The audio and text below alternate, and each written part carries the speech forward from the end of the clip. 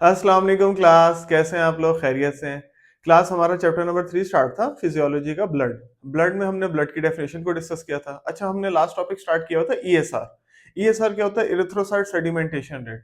इसकी डेफिनेशन ये थी कि in the presence of anticoagulant, ठीक है, जो ब्लड के स्पेसिमेन का जो ब्लड होता है उसके अंदर जब इरिथ्रोसाइट्स का सेटल डाउन होता है, the rate at which sorry erythrocytes का जो सेटल डाउन होता है उसको हम सेडिमेंटेशन कहते हैं, और the rate at which erythrocytes या RBC settle down is known as erythrocyte sedimentation rate. अच्छा, पहली तो हो गई इसकी डेफिनेशन। उसके बाद फिर अब हमारे पास कुछ फैक्टर्स थे, ठीक है, वो हम देख लेते हैं कि कौन से फैक्टर्स पहले कल हमने डिस्कस किए थे, फैक्टर्स अफेक्टिंग द ईएसआर। आज हमारे पास है फैक्टर इंक्रीजिंग द ईएसआर, यानी कि हम किस तरीके से हम अपने ईएसआर को जो है, या ईएसआर जो है किन किन फैक्टर्स को इंक्रीज करवाता है वो देख लेते हैं। सबसे पहले तो ऑक्सीजन की कंसंट्रेशन इंक्रीज हो जाती है। नंबर 1 पॉइंट ये लिखा हुआ है, increase O2 concentration. Second number पर लिखा हुआ है इंक्रीज इन कोलेस्ट्रॉल। कोलेस्ट्रॉल का लेवल भी हाई हो जाता है जब इरेथ्रोसाइट्स का इफेक्ट आता है।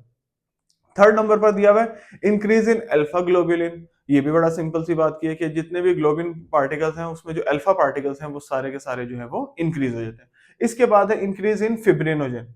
फिब्रिनोजन भी इंक्रीज हो जाता है, यानी कि फाइबर्स की फॉर्मेशन की बात कर रहा है। और क्योंकि हमने कल पढ़ा था, इसकी इफेक्ट होने से टेम्परेचर इंक्रीज हो जाता है 20 डिग्री से अबव। अगर इंक्रीज है तो ठीक है, अगर इससे डिक्रीज हो रहा है तो फिर हमारा जो प्रोसेस है वो कंप्लीट नहीं हो रहा।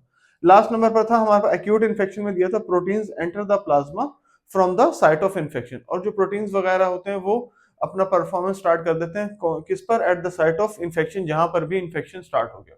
तो क्लास ये जो थे हमारे पास कुछ फैक्टर्स थे, बहुत छोटा सा टॉपिक था आज हमारे पास। इसमें O2 की कंसंट्रेशन इंक्रीज हो रही है, टेम्परेचर इंक्रीज हो रहा है, फिब्रिनोजन इंक्रीज हो रहा है, कोलेस्ट्रॉल इंक्रीज हो रहा है, अल्फा ग्लोबुलिन इंक्रीज हो रहा है, ठीक है। और सातवें नंबर पर ये एक्यूट इन्फेक्शंस में भी आ रहा है, उसमें बता रहा है प्रोटीन्स एंटर द प्लाज्मा, ठीक है। प्रोटीन्स वगैरह जो होते हैं वो प्लाज्मा में एंटर हो जाते हैं, जिसकी वजह से क्या होता है, वो कहाँ पर अपना जो है साइट ऑफ इन्फेक्शन, वहां पर प्लाज्मा जो है वो अपना काम कर सकते हैं, अपना साइट ऑफ इन्फेक्शन पे वर्क कर सकते हैं। तो क्लास ये जो थे हमारे पास कुछ 7 फैक्टर्स थे, ठीक है।